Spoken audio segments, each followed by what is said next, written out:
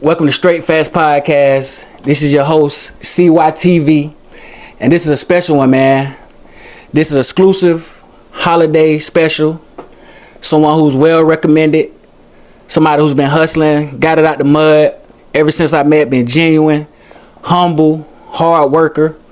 I want to bring to the show Elijah Gamillion, Simply Sweet Creations. What's up? The owner. Man? What's up with you? What's up? Thank you for having me. Yes, ma'am. Yes, ma'am. How you been doing? I've been pretty good. How about you? I've been okay, man. Just trying to get everything lined up. You know, the holidays and stuff coming up. Oh, yeah. So. And look, you know I know. And I know you've been busy and stuff like that. So I appreciate you letting me pull up on you, man, in your establishment or whatever, and kind of disturb your peace a little bit while you getting these cakes and things ready. So, but this was well recommended, man. A long time coming. We supposed to been linked up. Oh, yeah. But what I tell everybody is all about God's timing. Mm-hmm. So I appreciate you, man. And let's get into this thing. All right, let's go.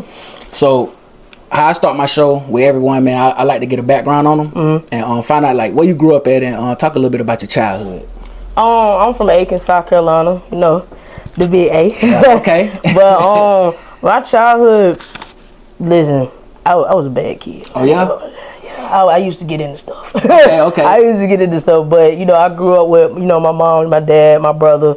So it was just you and your brother for siblings? Yeah. Okay. So did y'all grow up did y'all have like a church household, or was it like, because most of us that grew up in the South and stuff around here, even though we was like in the hood or whatever, we still was in the church. Yeah. So did y'all grow up in the church and anything like that? My mama had us at Second Baptist at 7:45 every Sunday. For sure, man. Okay, so talk about growing up with your brother, man, and how was it coming up in Aiken?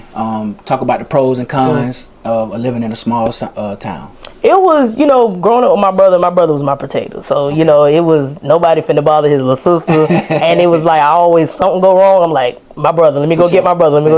But, when I turned 7, we moved to North Augusta. Okay. So, like, 1st grade through 12th grade, I was in North Augusta. Okay. Yeah. So, did you play any sports growing up? I did. I played basketball. Okay, let's talk about that a little bit, man. Because the reason why I like to talk about sports and stuff, especially with females, because I wanted to show the youth that you can always do multiple things, and that might lead to something else later on in life that you ain't even think about. So let's talk about sports growing up and playing basketball and how much it meant to you as a child. Basketball meant everything to me. My brother, he used to play NBA 2K all the time, so it's like LeBron became my favorite player. Okay, so it's like playing the game and watching my brother play for North Augusta High, I was like, I want to play basketball like my brother. Yeah, so when we moved to North Augusta and started, found out about the rec league, I started going from there. It was a wrap. Oh, yeah. And then I'm pretty sure you learned about the Peace Jam and stuff going on out there. So you played a lot of rec ball, or did you play for the school?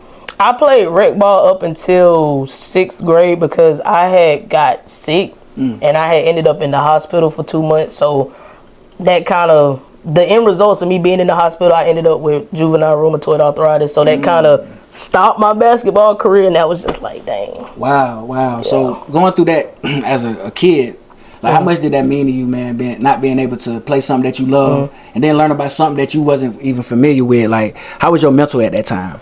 It was everywhere, like, because I was missing school. I didn't get to see my friends. In the hospital with tubes and stuff, and I'm just like, I don't know what's going on, like, because the doctors are telling me like, oh, Mr. and Mrs. Gamillion, we don't know what's going on, because they had to actually, I had to get in the ambulance and go to the hospital in Atlanta, because Augusta just couldn't, they didn't know what was going on. So it was scary because it's like, dang, the doctor's supposed to know. Exactly. And they don't know, so it's like, now I don't know. Exactly. So it was definitely scary. For sure. So the end result was, you said juvenile arthritis, but it was something that you was able to obtain and fight through and whatnot. So after that, being diagnosed with that, was you able to continue to play sports, or it was a wrap after It was kind of a wrap after that, because like my bones and joints just wasn't... Okay. They wasn't the same. Okay, so we're gonna speed it up a little bit, man, and talk about after high school, after graduating. So when you got out of high school, is cooking something that you always wanted to do? When I got to high school, they was like, you need elective classes, and they was like, we got culinary open. I'm like, culinary. I was like, all right, just throw it in there. So as time progressed on, I'm like, okay, I kind of like this. I like this. So after I graduated, though, I was like, I want to be a physical therapist. So I went to college, went to USC Aiken for physical therapy. But I was like, yeah, nah, I don't. That ain't nothing you had a passion Yeah, for. it was. I didn't have a passion for it. Wow. So what made you like get back into that culinary lane? Like, was it something that you seen? Somebody gave you like advice? They done seen you cook before? What made you get that love, that passion for it? Once I got to college and realized, I don't think this was for me. Right before I graduated high school, my granddaddy passed away, and I got my granddaddy on my necklace. So my granddaddy was like my best friend.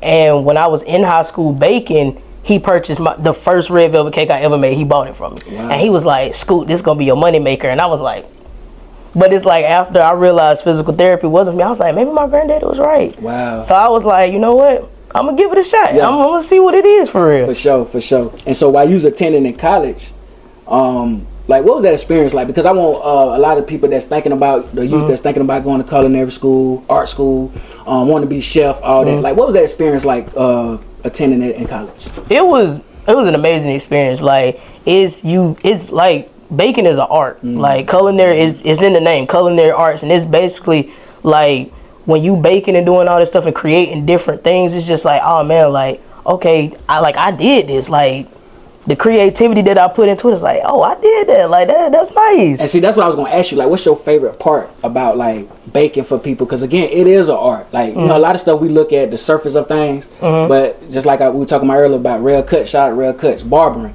it's an art. Cooking, it's an art. Like things like that. So, what is your favorite part about baking for others and seeing like how they look, the response and everything like that? What's your favorite part about all that? My favorite part is definitely when the customers actually get it and then they go home, they try it, and then they text me like, "Oh my God, like this is good." And I'm just like, that really make me feel good for real. Like I'm really doing something positive and I'm doing something good with my life. For sure, and that's what all that matters, man. Because like you started the show, you said you was bad as a juvenile. So hearing that your whole mindset and changed and saying that you want to, you know what I'm saying, bring positivity and seeing smiles on people's faces, it just show the growth that you went through as a young lady or whatnot. So that's good that you even all the bad experiences. That's why I tell people like everything happens for a reason. You know what I'm saying? Went through what you've been through when you was in the hospital and not being able to follow through with basketball. It led you through this. So it's all about God's timing. Everything got a way of working out.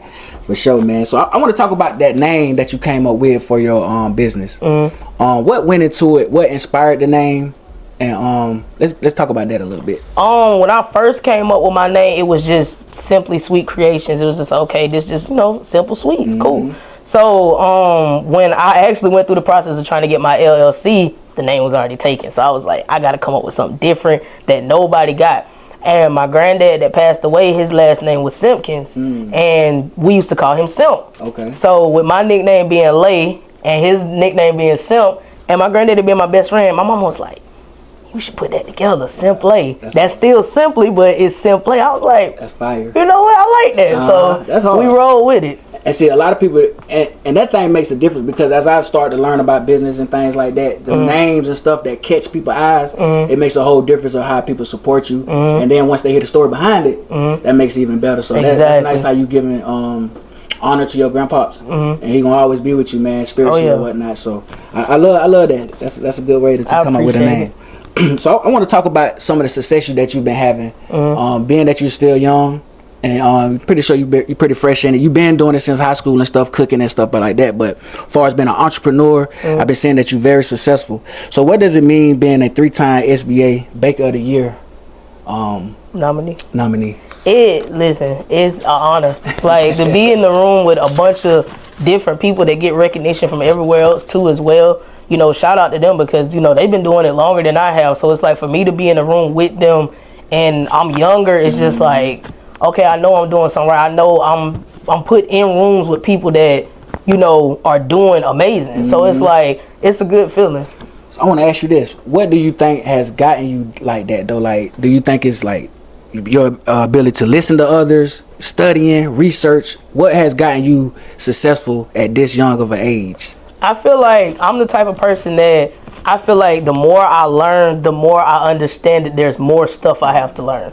So it's like, okay, I'm always open to listen, like constructive criticism. I'm always open to listen about different stuff, like teach me stuff. I love to learn different stuff. So it's like when somebody teach me one thing, I'm like, okay, So now I need to figure out what I can learn about this now. Exactly. Yeah. And see, that's what everybody got to learn. You got to have thick skin, being able to take constructive criticism, because all it is make you better or whatnot. You know what I'm saying? But majority of it, you know, it'd be great remarks, positivity and stuff like that. But you're going to get the negative. That's just the motivation. Yeah. You know what I'm saying? So I want to talk about it. Is it any, because I always like giving flowers. So is it any other cooks, chefs, bakers that you want to give flowers to that you might know from the area, or not even from the area, that you might know personally or whatever?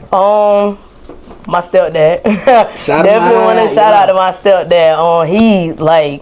He's been in my life since I was 7, and he definitely, like, the way that his drive and determination in the kitchen is just like, I like his determination. So it's like, I know if I keep pushing, I can be the best I can be, you know, the best version of myself. My culinary arts teacher, Miss Butler, she paved the way for me, because she pushed me to go hard. Like, even on days I'm just like, I'm not making no cake. Sure, like, I'm sitting in school, like, I'm not about to make no cake. And she's like, Chameleon, you gonna make this red velvet cake. So, yeah, you know what I'm saying? And then you got Jalen, she's in the area. She makes sweets. Tyra, she makes sweets.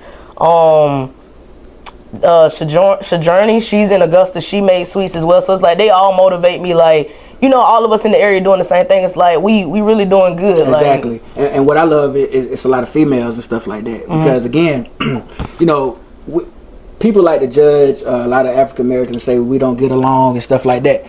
But from what I hear, like, you know, it's a lot of support. Y'all supporting each other and motivating each other like that. So because at the end of the day, it's enough room for everybody. Exactly. You know what I'm saying? So it's good. So shout out to all of them that's been talented and motivated you as well. So I want to talk about the ebook and things like that, because I want to show people the business side of you. And let's talk about that. And what things are you teaching on the ebook, and what do you think it will help others with, as well as for their businesses? So my ebook is called How to Start a Business. You know, I touch bases on, like, you know, baking wise, and just like strategic methods to use, as even if you're not a baker, you feel me? So, like, you know, I touch bases on, like, marketing wise, like when it comes to social media, because social media is going to be your biggest promotion. So it's like how you can utilize social media to promote your business, how you can, you know what I'm saying, get your business more exposure out there, even if you don't, you know, I'm not a social media type of person. Thanks. You know, you don't always have to put your face in the camera just to promote. Exactly. It's all about the product, you know what I'm saying, and getting it out there, and it's other avenues and other ways. So that's basically what you're showing on your ebook or whatnot. So is it already out? Like, how do they purchase it? How can we, like, it releases on my birthday next month, December 28th. Okay. Yeah, so Sagittarius? Capricorn. Oh, yeah, Capricorn. Yes, sir. But yeah, it releases on my birthday next month. I'll have it on my website, so people can, you know, go to my website and they can purchase it. Like, okay, then that's what's up, man. Because I've been hearing about the ebooks, and it's good that you just trying to show others that you they can also learn. You know what I'm saying, as well. So shout out to that. I want to talk about YouTube and the importance of it. And I see you just dropped your YouTube page, and you're trying to get better and bigger with it. So let's talk about the importance of social media. And also shout out to you, TikTok. You know what I'm saying? One of the famous ones around here. You know what I'm saying? Got 30 stacks on there, man, followers. So let's talk about the importance of social media, man, and what it mean to you for your supporters. Social media is like, it's a huge platform. Like, nowadays with this generation, social media is like everything. It is. So it's like, I feel like the best way, like I talk about it in my book, the best way to market is social media. Like, you got Facebook, Instagram, Twitter, TikTok, you got everything. So I just feel like, you know, and YouTube. So I just feel like if you promote, you know, there's people out there, like the algorithms will pull people from different states and whatnot. So I feel like utilizing that will give you way more exposure to, like, people in different areas. Exactly, because you don't want to put yourself in a box. You know what I'm saying? Especially with the talent that you have. So, okay, so what are some of your future goals and plans that you see for your business and your company? Some future goals, I really want to expand my baking business. Like, I want to have different franchises in different states. Like, I want to give Lil Debbie a run for her money. Oh, yeah. Like, Yeah, let's do it. You got to manifest that. Oh, yeah. I got to give her a run for her money. For sure, But, man. yeah, I definitely want to have, like, different franchises. Like, people like, oh, my God, let me go to Atlanta and go to Simply Sweet Creations and try her sweets. Exactly. So have you thought about, like, food trucks and stuff like that? Because I can see that. Yeah, I've been thinking about it, honestly, because I've been doing a lot of events in the past couple of years, and I'm just like, I feel like a food truck would help me better, you know, transport and get my sweets out there and to my destination better than trying to fit everything in a car. So yeah. So that's good that you weighing different options and try to come up with bigger and better ideas to grow your company. So shout out to that, man. I got a few more questions. I'm gonna let you get on out of it because I know you got a lot of things to do. Yeah. Thanksgiving tomorrow. So I want to talk about as far as your overall business. Are you specifically a baker? Or do you do like other different types of catering items? I'm just specifically a baker. Okay. Just a baker. What's your favorite thing to bake? And what are you mostly probably known of that you think? I'm known for red velvet. Definitely known for red velvet. Whether it's the red velvet cake, the red velvet brownie bites, the red velvet cheesecake, the red velvet cookies. People be sending me, tagging me and stuff on Facebook like they got red velvet cinnamon rolls, and I'm like, they want me to make it now. They want me to make it. Yeah, so that's what's up, man. Because red velvet has been a staple into like, especially a lot of African American homes. So and from what it sounds like, because that was the first thing you baked for your grandpa, right? So it seemed like from that whole experience, it took you to now what you're very known for and darn and famous for. Yeah. So that's what's up, man. So all right, the last thing I want to get into is the importance of family. How much does family mean to you, man, as far as like the support, being able to, when them days get tough and stuff like that, being able to, get you together and get your mind right. So how important is family to you as a whole? Family is extremely important. Like, I'm a family-based person, and like, I just feel like family when, everybody has friends, you know what I'm saying? But it's like at the end of the day, family is family. Like, exactly. Blood is blood. So sure. It's like when I feel like I'm having bad days, I call my mama, I call my grandma, and my mama, like, she'll push me and give me motivation. My dad will give me motivation. My brother, last year, he had texted me at the beginning of the year. He was like, I want you to turn your hustle up a notch. And I screenshotted it and made it my screensaver. And I went crazy last year. I love it, man. So it's like the support is like, they actually know that I have people around me that support me and they want to see me successful. It pushes me to be a better person. Exactly, man. And from what I hear, like your whole mindset, it sounds like you're on the path to be successful. You know what I'm saying? Manifesting, doing the right things, networking with the right people, learning from the right people. You know what I'm saying? Being able to listen. And still, like, you know what I'm saying, keep your whole boldness and your path too, you know what I'm saying, not letting nobody run over you. So shout out to you, shout out to all the success, and this is just only the beginning, you know what I'm saying. So let these folks know though how they can see all your videos, how they can get in touch with you, like how they can order, all that stuff like that.